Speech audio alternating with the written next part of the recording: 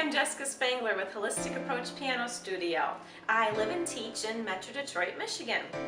I am still very new to this blogging thing, but it's kind of fun. So to follow up my previous little video, I wanted to do a slightly more personal video about my personal background in music education and how that has shaped my musical perspective. First of all, I am not here because I'm any sort of expert or virtuoso.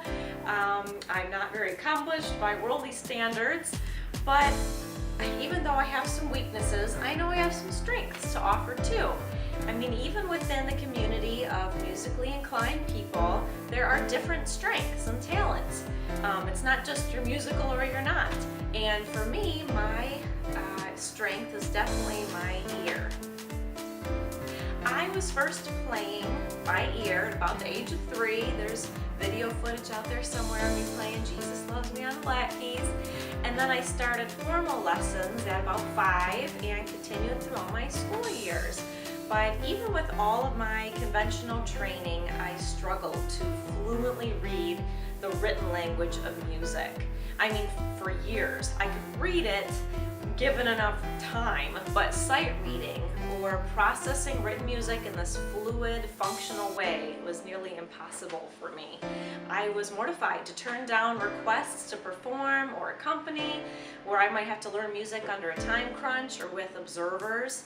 You know, here I was playing technically advanced pieces, and then people would hear that and ask me to fill in at church, and I would have to turn that down because I just could barely read out of a hymnal at a practical pace. But my ear has always been there for me to help me think my way through a traditional music education. I have always had this personal block, mental block, when it comes to sight reading.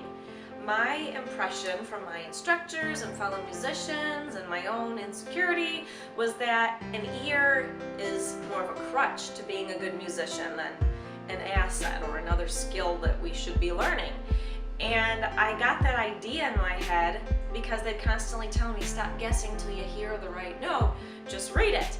And I couldn't explain that I didn't have the tools to do that yet. So I kept feeling like I was not a true musician, because in my mind, true musicians read fluently. I mean, here my ear was coming in handy for chording and arranging, transposing, improvising, memorizing, harmonizing. As a pianist and a vocalist, you know, I can see and hear music in chords, so I never have trouble with complex harmonies. You know, I tested out of all oral harmony classes in college, all 4 of them. I can arrange music on the spot while I'm hearing it the first time, but I did not place any value on those skills. I just wanted to read like the pianist in my mind that reads whatever you plop in front of them. One time I played a memorized hymn arrangement for church, and afterwards the church pianist came up to me and said, "I teach all my students to read music," in this condescending voice. And I just thought, you know, she doesn't really know me from Adam. You know, she didn't even know that I did learn that piece from music and I just memorized it. And she didn't know that I actually prefer to learn by ear, but she assumed that because I didn't read music that I must not know how to read it and that I was less than. And what that did was cement in my mind the stigma that if you are not as good of a reader as a church pianist, then you're nothing. And yes, I know how ridiculous that sounds now.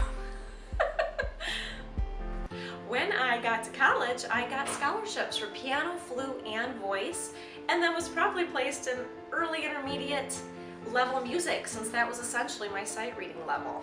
I had been playing these technically advanced pieces, but learning them the wrong way, which was by ear. I mean, if my teachers so much as sang the rhythm, I would hear that and find my notes and never once understand what I was seeing on the page.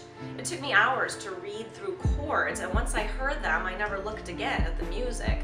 All my instructors were excellent, so I'm not being critical of them. I take full responsibility for my slow progress.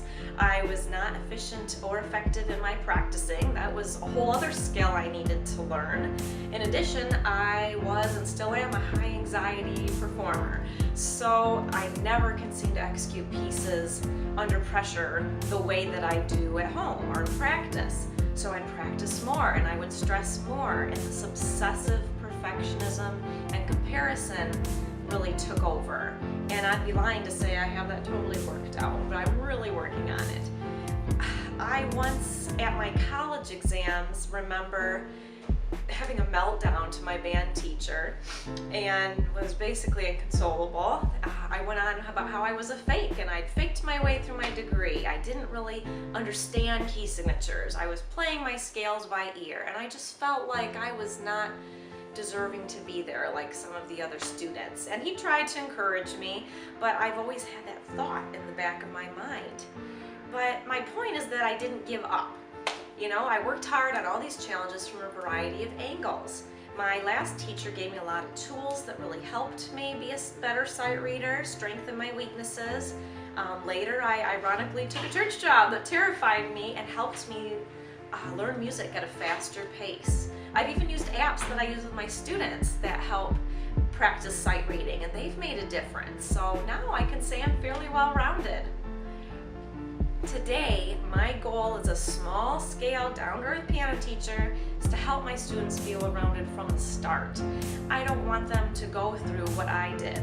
The second they walk through the door, I'm feeling for their learning style. You know, are they ear dominant? Do they need to work on reading? Are they sight dominant and need to train their ear? Maybe they're more kinesthetic and they rely on muscle memory, and the moment they make a mistake, they lose their spot because they can't feel it anymore. So I want to lift up all those skills and help them have a foundation, a balanced foundation in music, because I know it can go both ways. Not everyone's ear dominant, some have to train that. So all these skills together are important to help a student's understanding of music, and that's why it's so important for me to not go through the motions and assume that students are getting it. I commit to always teach the student and not the lesson. And I can't take credit for that phrase. That's been going around piano pages forever. I vow to never go through the motions. And I promise to always help each student as a unique individual, strengthen their weaknesses, celebrate their strengths. And I'm very deliberate about teaching students how to learn and not just what, so that they can continue their musical journey wherever they go.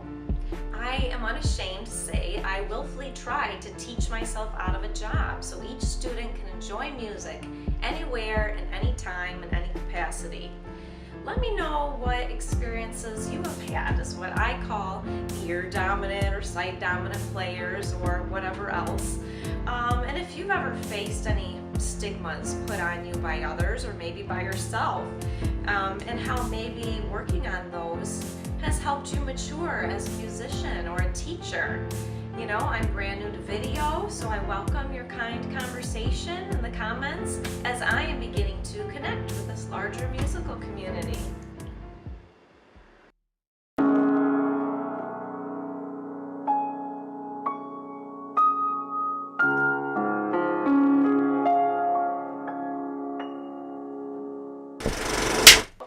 To do a slightly more personal video about my personal background in music education and kind of how that shaped my musical perspective. Shoot! Shoot! Let's kill that fly. It comes back. Where is it?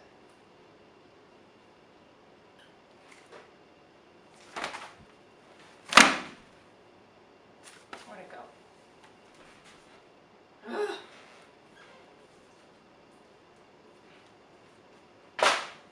Hi, I'm Jessica Spangler with Holistic Approach Piano Studio.